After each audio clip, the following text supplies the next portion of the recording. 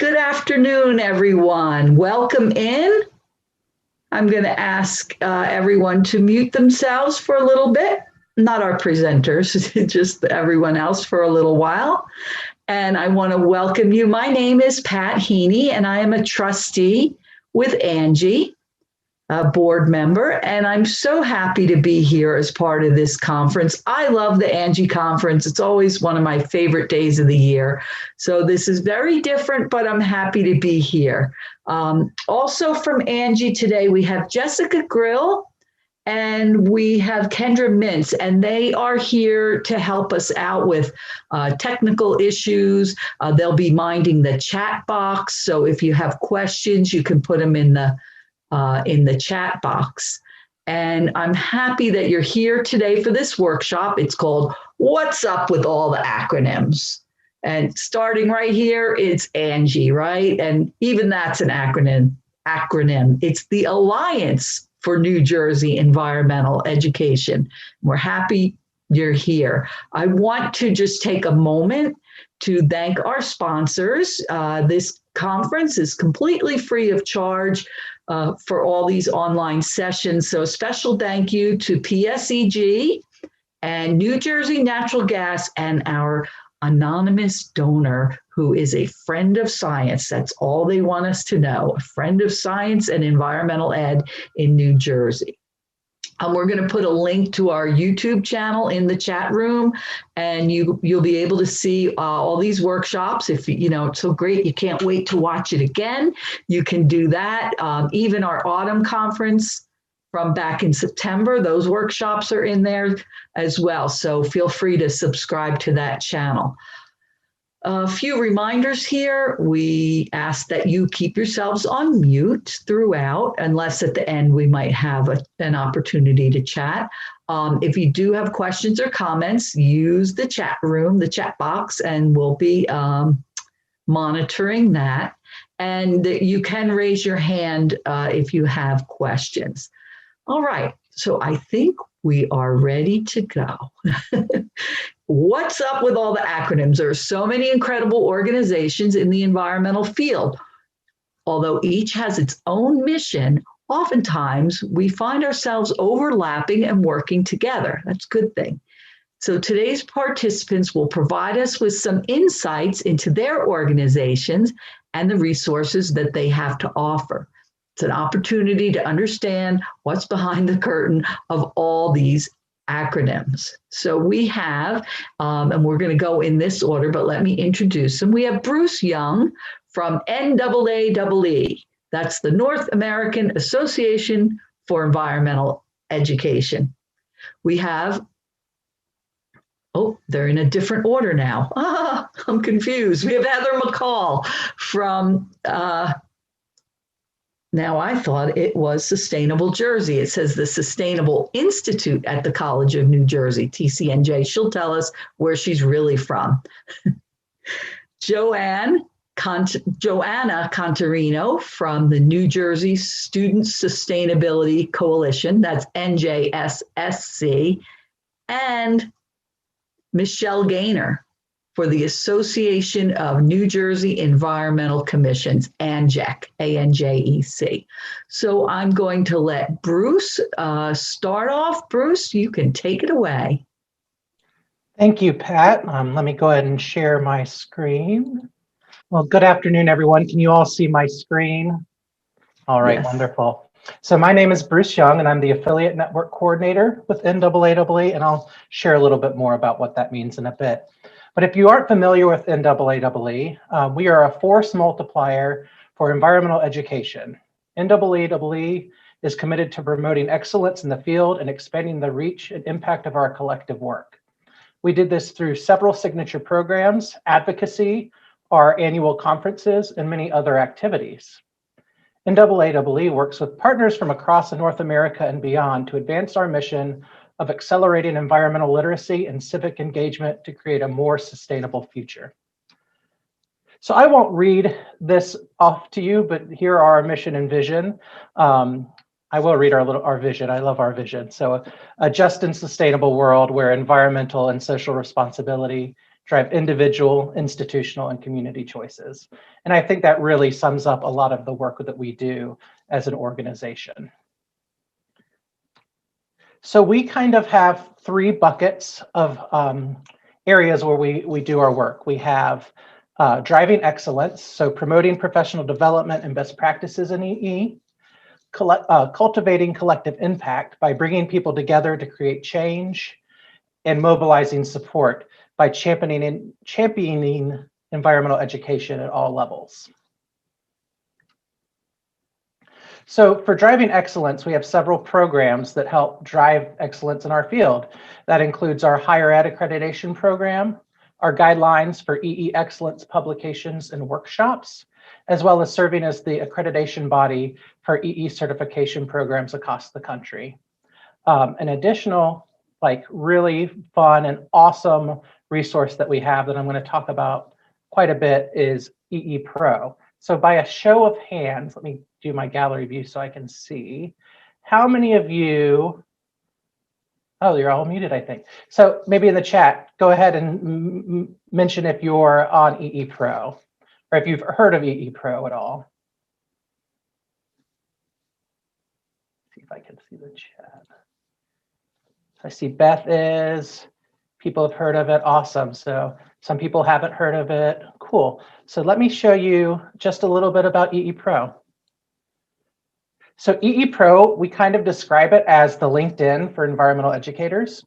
So it's kind of your one-stop shop for resources, job postings, news from the field, resources, like all kinds of stuff. And we also have several special interest groups. So let's say you're super interested in climate change education. We have an interest group for that. If you're someone who works primarily with early childhood audiences, we have an Eepro group for that. We also have our affiliate group, which is often made up of board members and staff members of our affiliate network. Basically, if there's kind of an affinity group you think you would be looking for information for, there's probably an Eepro group for that. It's a free website to join, and you can get as much or as little information as you want from it. You can get daily digests, or you can get monthly, or just check it when you feel like checking it. So it's really customizable to you. All right.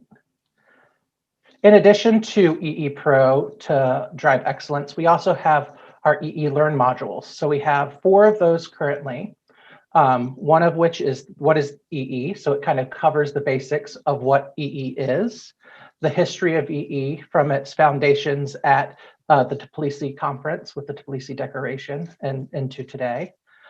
We have a module on research and evaluation in EE, and then as well as equity and inclusion in EE, which is our newest module. These again are all free to use. They take about 2 to 3 hours, and you get a certificate at the end. And several of our state certification programs are starting to work these in as like certification hours, recertification hours, that kind of thing. And they're kind of at your own speed and pace. So I've done all 4 of them, and I've really enjoyed them. I did all 4 of them before I was on staff at NAAEE. We also have our monthly webinar series that we partner with the Fish and Wildlife, or actually this one's with Forest Service. So past topics include be a STAR conference presenter, EE and Indigenous knowledge, inspiring conservation, and embedding justice and equity in organizations. So this is a monthly webinar series. Again, all free, and all of the past webinars are available on our website with the slide decks and any materials that went with them.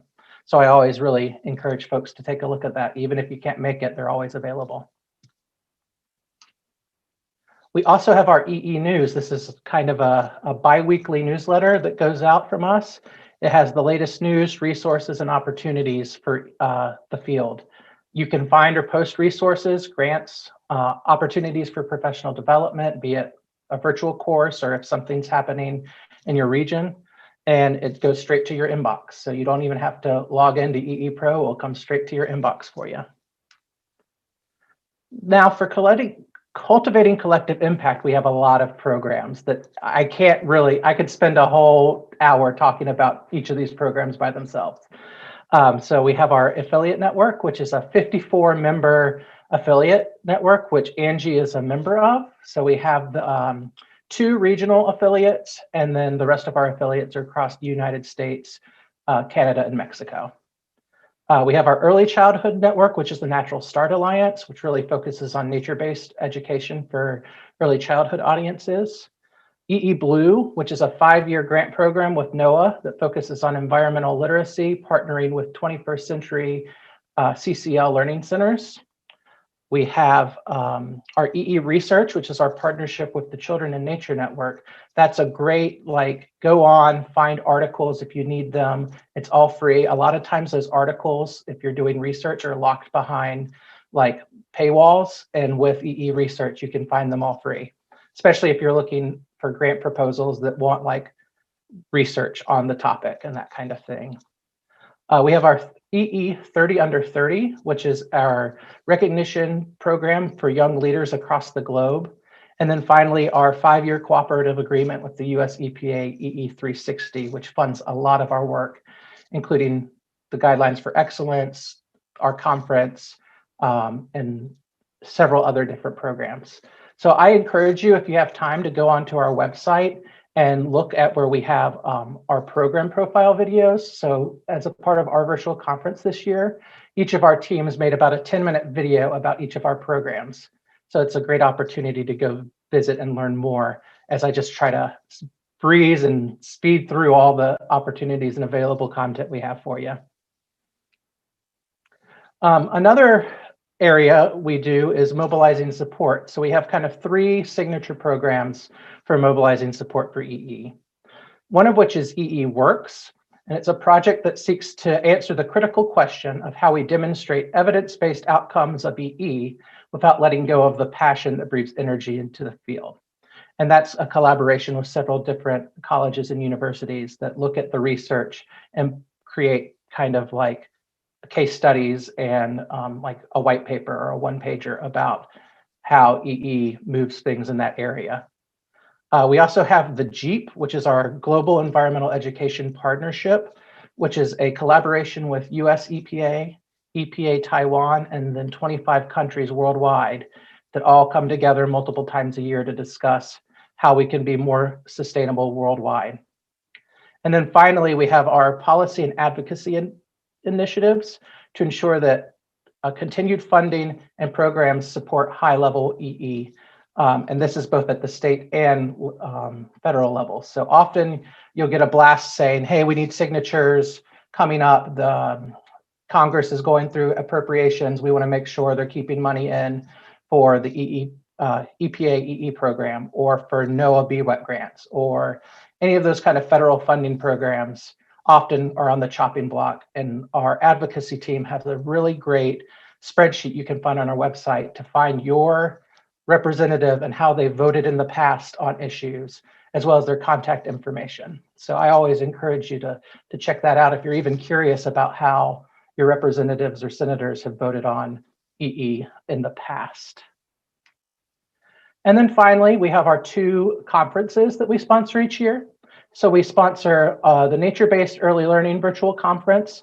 It's in the past been in person, but due to COVID, we already decided to make this summer's virtual, and we had a big success with last summer's virtual conference.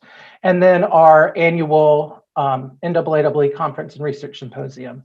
It's currently scheduled for the 2nd week of October in Pittsburgh, but we're still in the process of deciding if we will, in fact, try to do that in person or if we will move to virtual. We'll have more decisions on that later this spring. So that's kind of what I have. Thank you for listening to my quick speed. Again, I encourage you to visit our website, NAAEE.org, for all kinds of more information.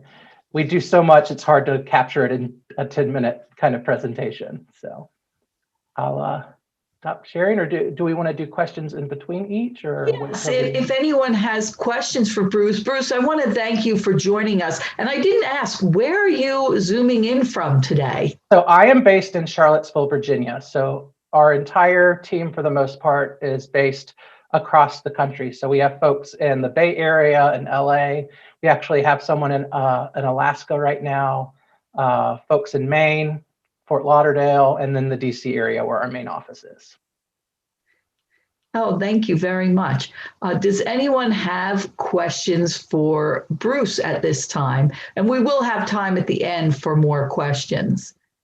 So if you have something, you can put it in the chat box. And if we don't get it now, Bruce, you're going to hang around with us for a while, right? Yeah. Till the end. Excellent. Well, I want to thank you very much. And I'm just going to put in my word that I have attended the conference when it was in person.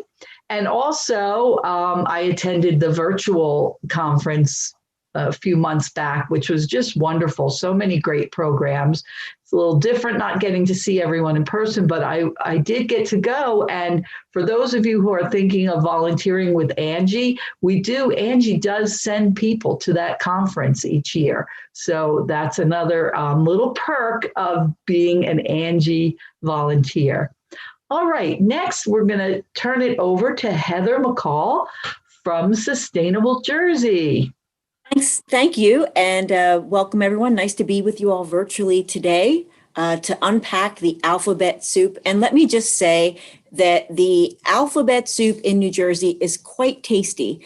And I hope that you'll find after you leave this session, a whole bunch of groups that you'll feel empowered to engage with or invite to work with your organization or your school, or plug in at the community level, school level. There's just a tremendous amount of resources available in New Jersey. So I'm going to tell you a little bit about our piece and some of the other alphabets that we work with. So I am the program director of Sustainable Jersey for Schools. We're a certification program for public and charter schools, K through 12. We were founded about 5 years ago and based off of a wildly successful municipal certification program. And the program is free and voluntary. It is created for New Jerseyans by New Jerseyans, although sometimes our municipal program is copied and licensed in other states who are taking our approach and modeling it. But the schools program so far is just in New Jersey. And we provide a lot of resources, grant funding, navigation through alphabet soup to help you make changes in your school. As I mentioned, we are part of a network. We were founded through a series of task forces, and this here is one of our alphabet soup trees of friends. You'll see NJSBA, which is our New Jersey School Boards Association, NJEA, the Teachers Association, ASBO, the school business officials, New Jersey School Buildings and Grounds. So all of these alphabet partners came together to help create a menu of actions for schools to follow in order to make change and increase their effectiveness in becoming more sustainable. Because the buildings and grounds folks were interested in green cleaning, and the school board members were interested in effective policy, and NJEA was interested in keeping their members healthy in the buildings, and on and on. As I mentioned, we are an offshoot of the municipal program, and the municipal program has over 80% of New Jersey municipalities participating. And this will come into play a little bit later when our friend from ANJEC talks about some of the local environmental commissions there and your local Sustainable Jersey Green teams. These are places where you can plug in as a interested youth leader, as an interested neighbor, community member to make change at the town level. And at the school level, 60% of the school districts in New Jersey are participating in the Sustainable Jersey for Schools program, and a good number of them are getting certified. I think we're close to 1,000 schools registered with the program. What I like about the certification program that we've established in New Jersey is that there's this opportunity to collaborate, to involve students in making change both at their school and the community level. So if you are from a community, like say you live in Mercer County, where every town has a town green team and there's high participation amongst the schools, you may want to get those groups to work together and do things like community education and outreach, or green fairs, or stewardship activities or gardens or looking at land use things together. And both the town and the school can get points for those activities under our certification program, and they both can get elevated and celebrated. In fact, we give an award every year at our award ceremony that honors green team collaboration between certified communities and certified schools.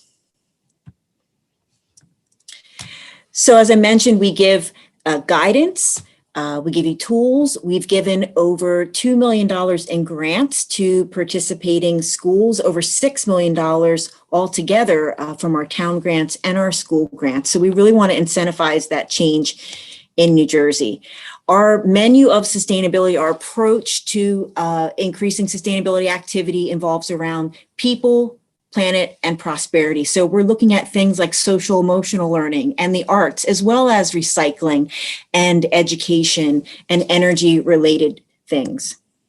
So this menu gives us not just things that require by law to do, but things that are above and beyond that, the best practices that we want your school and your town to adhere to. Again, everything from food and nutrition to board policy to culture and climate to wellness, all of these things that sometimes are in silos in schools and different committees are now under one umbrella so that you can have a cohesive approach. And then once you get into our actions, you're going to meet some more alphabet soup, things like the ESIP, the Energy Savings Improvement Plan, and what that is and how to do that and how to get funding for that.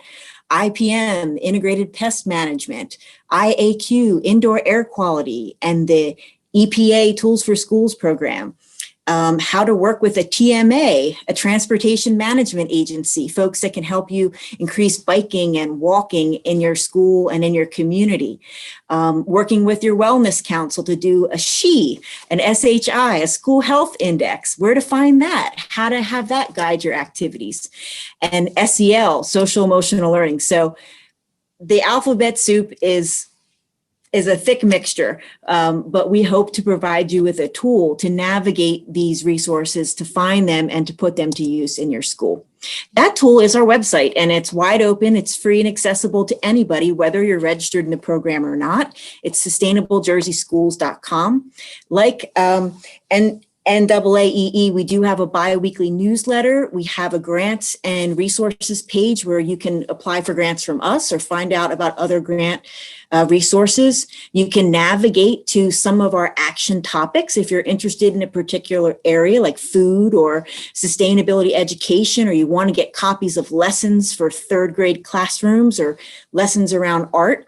You can click on that topic. You can become educated about what it's about. I call it, sustainability actions for dummies, because even if you don't know what an ESIP is or integrated pest management is, you can go here and have an understanding that you'll be able to have a conversation with a school board leader or a decision maker back in your school or community. You can also see sample policies, sample lesson plans, samples from other places in New Jersey that have accomplished this, resources from other partner agencies like the ones that are with us today and in some of the other sessions. And you can also search by action and say, I want to see everybody who did education for sustainability in pre-K. And you can click that and the map will populate and show you everybody that's been certified. And you can see their lesson plan, their rubric, their sample of student work. It's really wonderful. And again, it's free and wide open. So again, you can see the story, you can download the PDFs. It's all right there.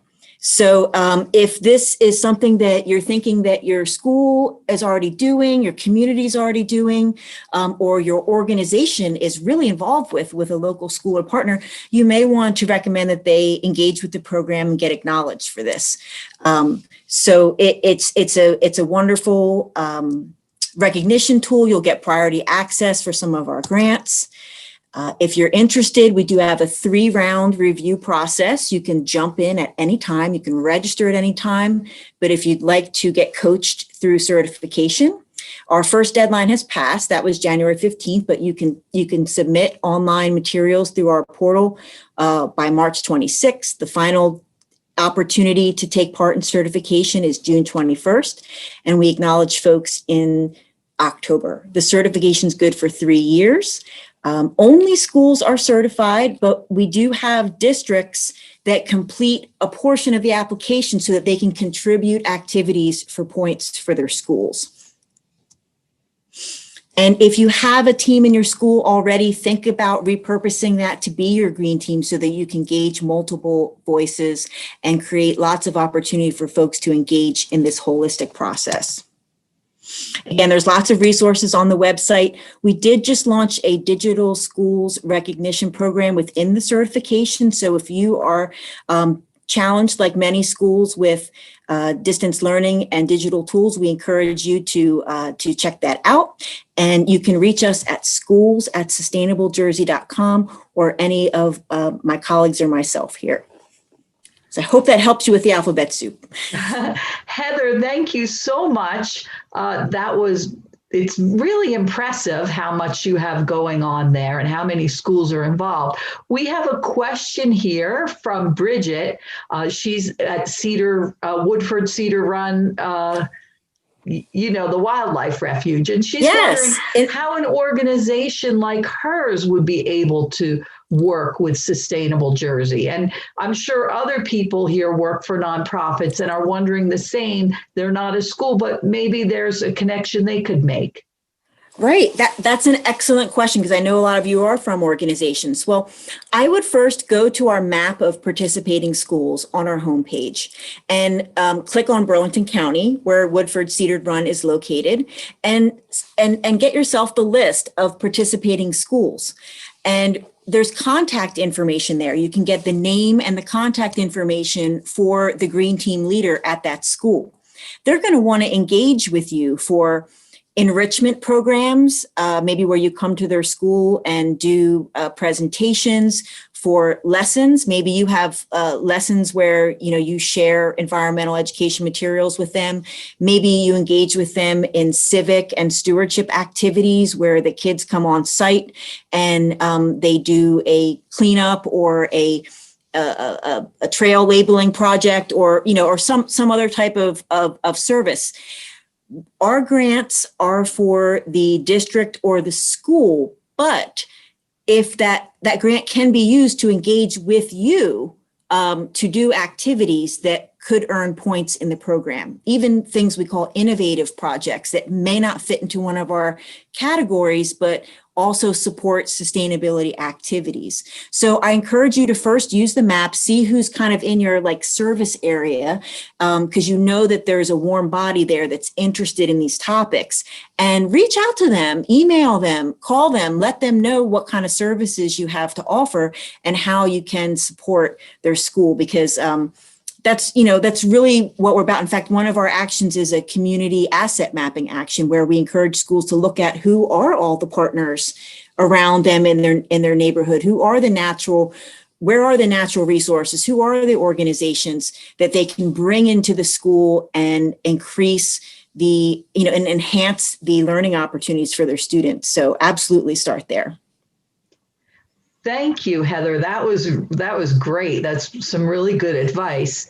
And that mapping program sounds wonderful. That makes it so much easier. And then Phil Falcone mentions that his outdoor venues in his municipality are part of the municipal certification, and how organizations could also get involved, not just with the schools, but Sustainable Jersey for the municipalities.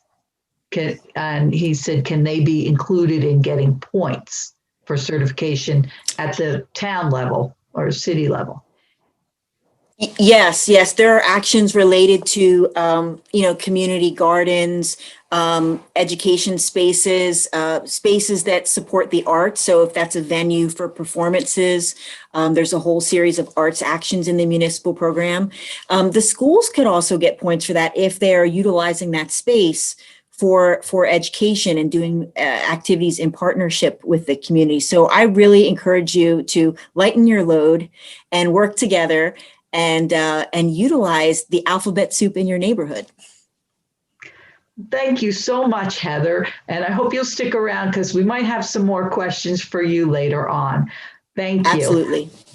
Next, we're going to move on to Joanna Cantorino from NJSC. So let's get Joanna spotlighted on the video. Oh, there she is. Joanna has slides to show us as well. Welcome, Joanna. Thank you for joining us. We want to hear all about the students. Thank you so much. Yeah, I'm really happy to be here. Thanks, everyone. So our organization is called the New Jersey Student Sustainability Coalition, which is a mouthful. And we tried to change it, but then we got too big too fast, which is a good thing, right? So now we're just shortened NJSSC, a lot easier. And so we service or work with, colleges and high schools in New Jersey. So at the moment, we haven't updated this for a little while, so it's more than 230. I think we're close to 250 students. We're currently in the midst of a spring recruitment drive, so this should be, heavily increased soon, which is really exciting. So at the moment, we have 17 colleges and universities that are involved and 71 high schools. So this is, whether there's one or a few people that are involved in these institutions. The main things that we focus on are resource building. So, there's a lot of students working on things across New Jersey that's disjointed. We're able to kind of meet and talk to see, what can we work on together or what types of ideas can we get from each other. So that's kind of the driving force between why we exist in the first place. But then quickly realize, we're a state organization. We have the power of youth voice and youth activism that we can kind of try to influence state policy. So we worked on the plastics bill with ANJEC, who, will be speaking next, Michele. So that's really exciting. We are working on the Clean Energy Equity Act right now.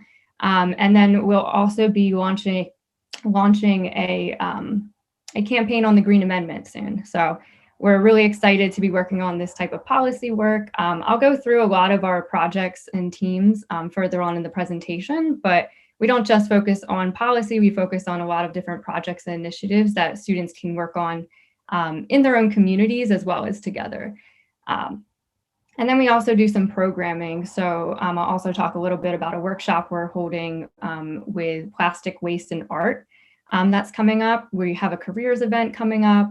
So we really just try to get guest speakers and try to get our students aware of what's going on around the state or, nationally, globally, as much as we can. Get an education as well as increase partnerships by having people come and speak with us. And this was back in the day when we could meet in person, which was really lovely. We used to meet in, Central Jersey to try to see if we could all meet up. We did some letter writing campaigns for, even back then, we didn't have a full campaign on the Green Amendment, but we still worked on that. So that was for meeting up to write letters to our legislators on the plastics bill as well as the Green Amendment. And these are going to just be like our main driving missions. So like I said before, connecting with like-minded peers, right? Getting that resource building and as well as just having new friends, right? It's really awesome to just meet each other and see that there's other people that care about the same issues that we care about, especially with climate change and other environmental issues that are so harmful. And we are going to be the ones that are feeling these impacts, more in our lifetime than others. And then another real huge part of it is just building student power. So like I said, a lot of our projects and campaigns focus on individual communities or campuses. And then larger than that, we focus on the state. And then we really, this is our strongest mission, is to empower students to take on leadership roles in their communities and the larger movement. So to do this, we have a lot of different leadership roles. So we have probably like a 15 strong leadership team as well as a 5-team e-board. So just to circle back, I'm the college co-chair on the e-board. So we offer trainings. We have about 30 skills trainings that we offer based in leadership and also in regular campaigning skills and organizing skills that students can learn. So everything is student-led. We have a trainer training, so we can also, train people to train other people, which is really exciting. People can, train their local environmental clubs and stuff like that as well. So we really want to focus on that, which is really awesome. And then this is more for students, right? But I'll definitely put the link for our sign-up form if anyone is, a student happens to be on the call or if you know students, want to connect them to our organization, it's just tiny.cc/NJSSC. Takes you to a quick Google form. And then when students get involved, the first thing we do is they get added to our Slack channel. And then ideally, they join one of our teams, which I'll talk about now. So the first team we have is the Artistic Activism team. Ava Blando, she is a junior at Robbinsville High School. So she actually came up with this club for the new academic year. It focuses on songwriting, which she's a songwriter herself, creating visual arts, and just having, the history of artistic activism that has been so important to change minds and hearts in the past. So that's what our newest workshop is going to be this weekend. We have a guest speaker, Lisa Bagwell, who on one of our last slides, you'll see one of her amazing works. She's very talented. She'll talk to everyone about the type of work that she does, as well as having an interactive workshop where we make art together and then share our art out. We're hoping to kind of have like a digital showcase on Instagram and other types of platforms. And then Puva is our team lead for the plastics project. She's at Middlesex County Vocational. She's a senior graduating soon. So, this was mainly for passing the plastics bill, which passed, which is amazing, right? But now we're focusing a lot on education, and they are partnering with the artistic activism team on this plastic waste art workshop. So there's many ways for us to engage in, reducing the amount of plastic waste that we use. And right now we're focusing on the artistic side, especially, in the pandemic, we can't really meet up and do a lot of things. So having something to do hands-on on screen with each other is a little bit of a benefit for us all, for sure. And then some more plastic. We really focus on plastic a lot, it seems, right? But Deidre is a senior at Bordentown. So she is leading this team. The main goal of this team is to expand eco bricks, which are just densely packed plastic bottles. And they're packed with like other types of plastic waste. So think stuff like chip wrappers, candy wrappers, that type of stuff. And you can see some of the structures that you can build with them. The plan was to kind of, make a lot of bricks at home and meet together somewhere in the spring, thinking that potentially the pandemic would have been, solved by then, but unfortunately that's not the case. So we're kind of focusing on what people can do in their own schools. If people have community gardens, that type of stuff, you can make planters out of them. I know one school was making stools, which I thought was really interesting. I think that was at Bordentown, actually. So, we want to expand eco bricks, expand like collection sites in schools, that type of thing. Definitely took a hit in this project because of the pandemic. It's a little, bit of a safety risk to collect this type of stuff, but we do have people using their own waste from their home, right, to create this material. And then we have our policy team. Margaret is a freshman at Mountain Lakes High School. So this is the team that's going to launch the Green Amendments campaign, but you can see that this is kind of like an older slide on what they were working on in the beginning of the year. They really focused on voter and civic engagement in the former part of the year, given that the major election was happening. So they created this amazing site where they taught students how to get registered, for college students that were over 18 or over, or some high school seniors that were. They taught them, all about the branches of the government and how it works. And then they also did a lot of outreach to talk to candidates locally. So county commissioners, like all types of things, all the way up to presidential. Of course, they didn't get any presidential candidates to fill out their form to answer anything, but their environmental views are clearly out there. So that was really easy. But they had a whole site where you could find who would be on your ballot and what their environmental views were. So it was really cool. We got a lot of candidates to reach out to us for Congress, that type of thing, to tell us, what type of environmental views they had. And then we have the diversity and inclusion team. Tiffany is a senior at Newark Academy. So she came to me with the idea, I guess it was like last fall, right? So we've been doing this for quite a while now, which is really great.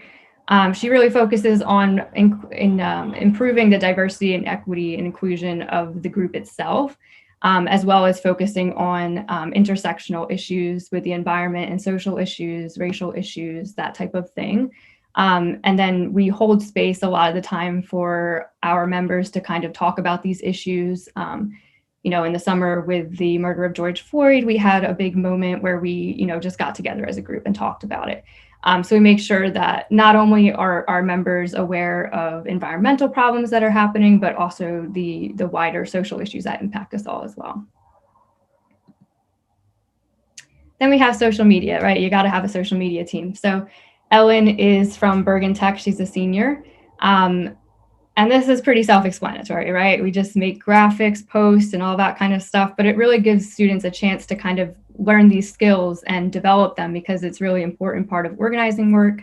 You know, we mainly focus on Instagram. That's where our demographic is for the most part. And it's a really, really great team and a really great way to kind of educate people and get our campaigns information out there. And here's another, you know, skill-based team that probably every group needs, right? Outreach and communications combined together. So Tiffany is our outreach coordinator, and, you know, she focuses on stuff like we're doing right now, a recruitment drive, bringing more people into the coalition, making sure that we're onboarding new members, connecting people to the things they want to do, making sure that we're aware of what people are interested in, what kind of issues they want to work on, right? And then Mahika is our communications coordinator, and she focuses more on traditional media. So if we need press releases done, or, you know, we run a blog on our website, those type of things, as well as a newsletter that's coming out. And I'll send everyone my email, you know, in the chat if you want to get added to that newsletter that we're starting. So this is going to be open to any partner or, you know, adult allies, that type of thing as well. So you'll be able to see what our members are working on at NJSSC as well as across the state. And then, you know, our last campaign that we're working on is the Clean Energy Equity Act. So Choma is a senior at South Plainsfield High School. So this is a great bill. We're really excited to, you know, work on it. It would give $50 million a year to environmental justice communities, which there are a ton in New Jersey, unfortunately. But it would give them money to build solar energy projects, as well as green job programs, which is really important, right? Putting people into the workforce, bringing up that green economy. So we recently put out a petition that's just for youth people to sign, students to sign, right? But, you know, there's more information that you can find on the njshines.org. That's the coalition that has started this amazing bill. You see Troy Singleton there. He's really a champion for the environment. We really respect him. He's a Rowan alum. I'm a Rowan alum now too, so we really care for him. So yeah, we focused on social media and LTE writing, just getting the information out there as much as possible, as well as educating our peers on what the bill would do and how to be involved in it. And this is that lovely piece of artwork that I was talking about. So I'm sure many people have seen the albatrosses, you know, that eat the plastic and unfortunately die from it. Lisa Bagwell does this completely out of plastic waste that she does from cleanups, which is really awesome, right? So she's taking, you know, the labor of cleaning up the beaches and making it into beautiful pieces of art that have a message. So again, she will be talking this Saturday, 3 to 4:30 p.m. There'll be 3 parts of this, like I said before. So if you want, I'm definitely going to put the form in the chat, tiny.cc/NJSSC arts. So, you know, you can sign up for just her talk. You can sign up for all 3. But, you know, it'll be really interesting to hear from her, and she's going to share some of her works. I know we've been on calls with her, and her Zoom background is just a bunch of awesome plastic sculptures. So it should be really fun. And then this is a lot of information, right? This is all the things that we are involved in. But I'll put the most important things in the chat, as well as my email, so people can reach me. But yeah, that's all I had for you guys today. Joanna, thank you so much. This is wonderful stuff. And it's so exciting to hear and see what all these students are doing. And it does the heart good to know that there's so many young people so involved. So I really applaud you and thank you for that. We have a couple of questions here. Lois asked, is the newsletter the primary way you want educators to learn about your efforts and then encourage students to join? Is that the best way? Well, yeah, so the newsletter is going to be the first newsletter we do, right? So this month is going to be our first newsletter, and that is the idea, right? To kind of engage adult allies and our partner organizations to kind of keep up to date with what we're doing. So that will be the way that we want to keep people engaged, right? But we also do partnerships with teachers and stuff. I've been to a lot of classes, right, or environmental club meetings where I just I do a presentation like this, right? Try to get people aware. Another thing we're doing, like I said, the spring recruitment drive, we have a database of teachers. So if some of you are educators, environmental educators especially, you might be on our list and you might be getting an email from us soon. So really the only thing you would want to do is send them the form. It's just tiny.cc/NJSSC.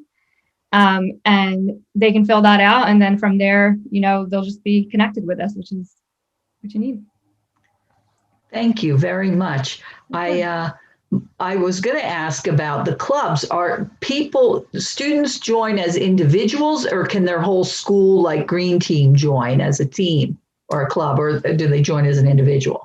Mostly people join as individuals. We've had people, that want to join as a club and kind of, all join the same team or all, start a team. And that works too, right? The idea of it is to be a coalition, but we quickly kind of decided that the coalition mindset is like, just keeping one representative from each school or each club is kind of too exclusive, right, for what we want to do. We really want to empower all students. So anyone that wants to join NJSSC should be able to. So if we have 50 people joining from one school, that's completely fine with us.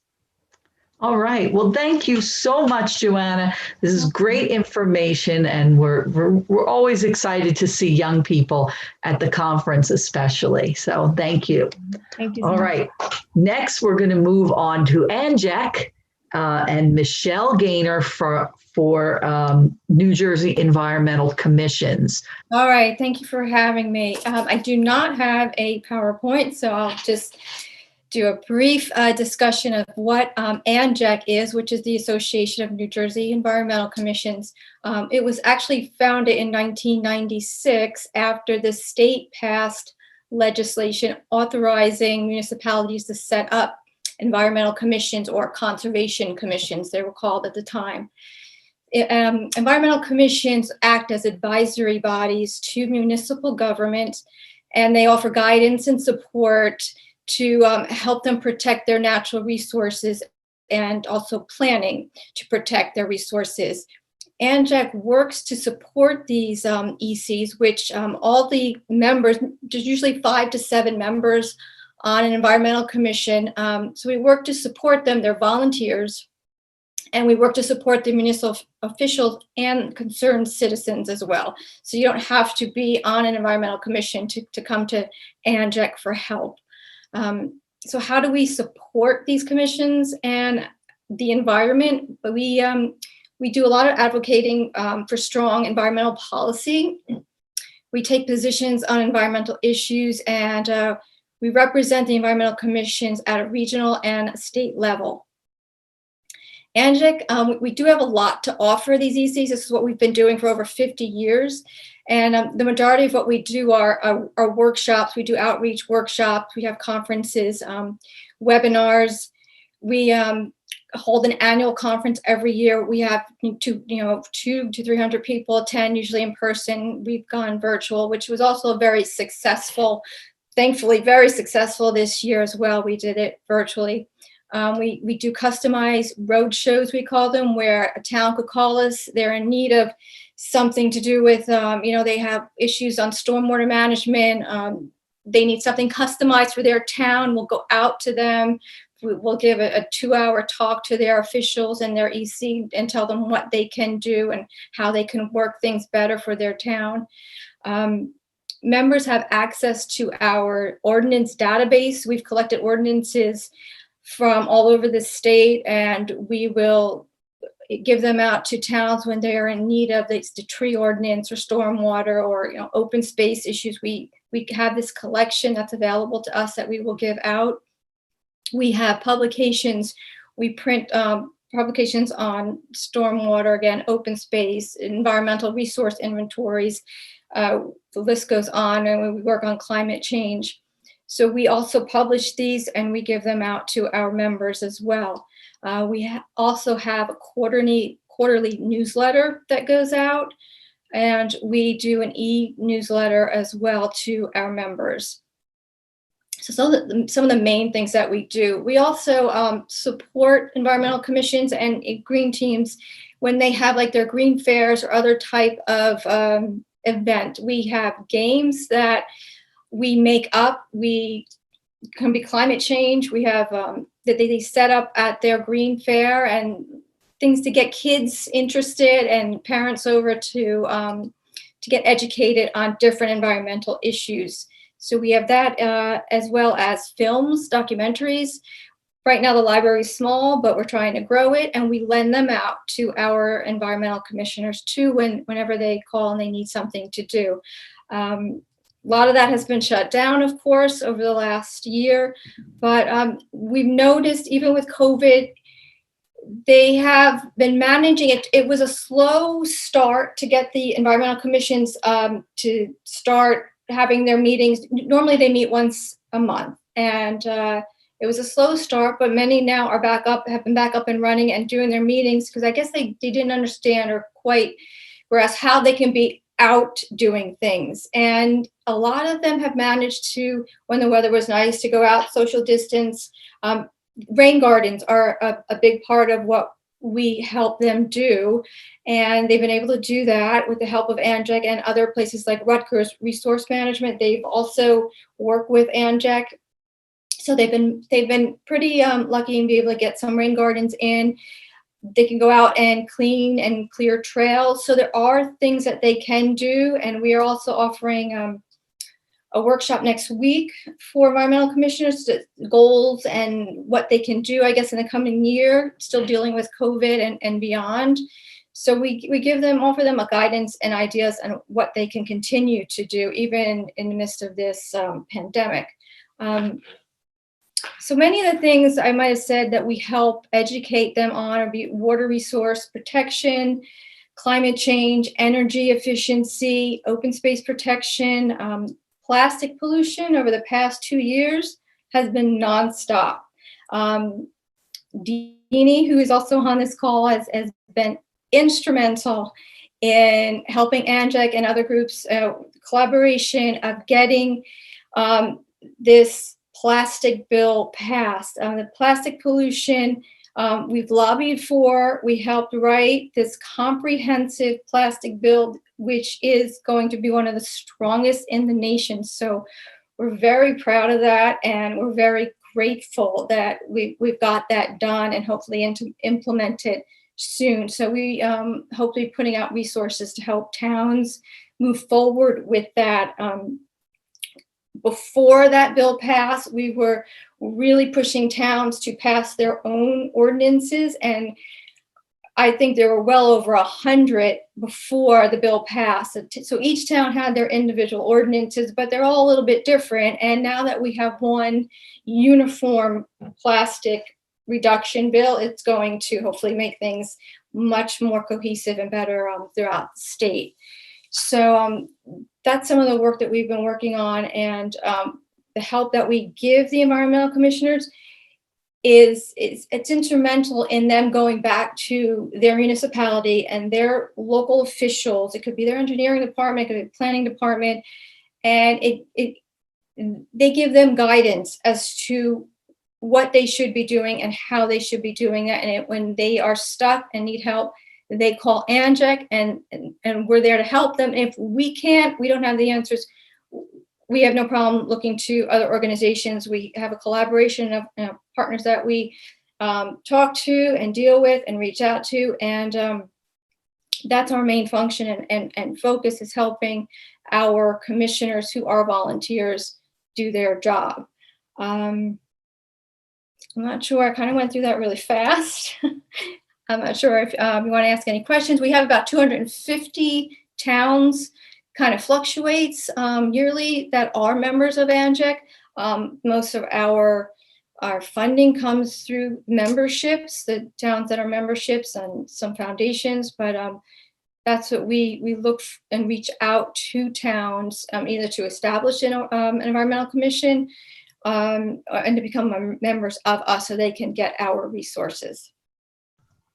This is great. That's everything. I might have went a little fast, but That's okay, because we have some questions for you. Okay. Thank you. This is great information, and it's wonderful to hear how you're helping the towns, and the whole plastic bill. That was such a huge thing. So thank you for that.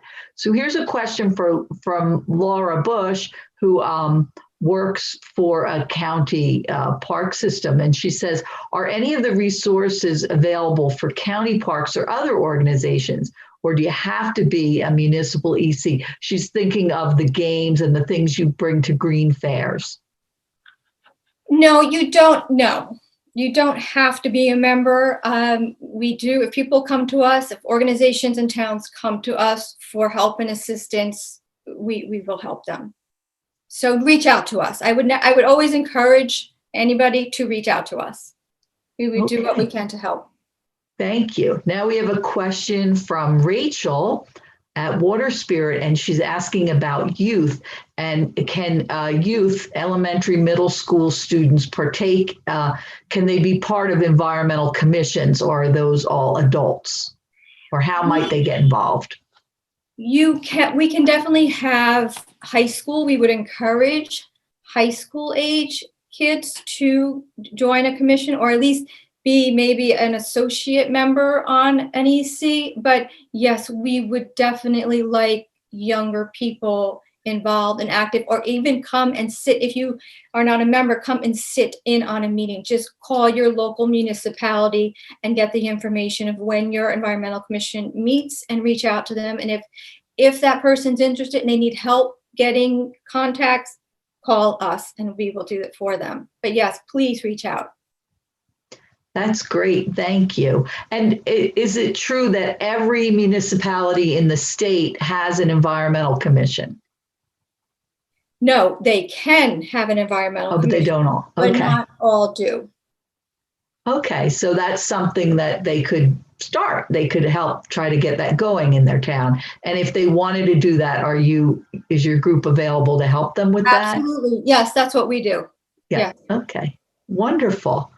All right. Thank you so much. I'm looking. I don't have any other questions in the chat box. We have lots of people posting information, which is great. There's lots of links in there. So everyone, please check out the chat box for those, all the links to different things that are going on. So wonderful. And I just missed it. I thought I saw Nandini post something else. Nandini just said that she put all the email address and everything to reach out. All right. Well, I want to thank everyone for joining us today. Bruce Young from coming from NAAEE, telling us all about that. Heather McCall from Sustainable Jersey. Joanna Cantorino from the student, okay, I'm going to get it right, New Jersey student, no, I'm not going to get it right, NJSC, the Coalition for Students, and of course, Michele Gaynor from ANJEC. Thank you all for being a part of this. Oh, I got another question. It's a general question for anyone. She's a student at Monroe Township High School in Middlesex, who I know has a really active green team because we've met people from there before.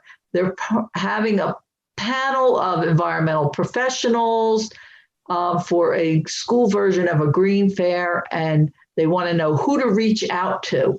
So I think that you should reach out to us at ANJEE, and we can help, or any of the addresses above, and we'll help any of the people who spoke today, right, would be happy to help get you. If they can't do it themselves, they'll find someone, I think, right? I'm speaking for all of you, but I think that's great. I think Joanna would certainly be right in there with the student group. All right. And Rachel is letting us know about Water Spirit and what they're doing. So make sure you click on that. And I want to, again, thank all of you, all our panelists for joining us, and our other ANJEE helpers. Kendra, thank you, and Jessica for helping with all the tech stuff. And of course, to all of you for joining us today in this strange world, but it's working out, and we're so glad you're all here with us. So we have a lot going on all week and next week as well. We have these remote programs, and then over the weekend, we also still have some room in some of the in-person field experiences. So if you haven't signed up, you can still go. Those are the only things that have a small fee attached to, but it's very reasonable, and you can still sign up for a field trip for Saturday. And I want to again thank our conference sponsors, PSEG, New Jersey Natural Gas, and our anonymous donor who cares about science and the environment. So once again, thank you all, and we'll see you around. Have a wonderful day. Happy Inauguration Day, everyone.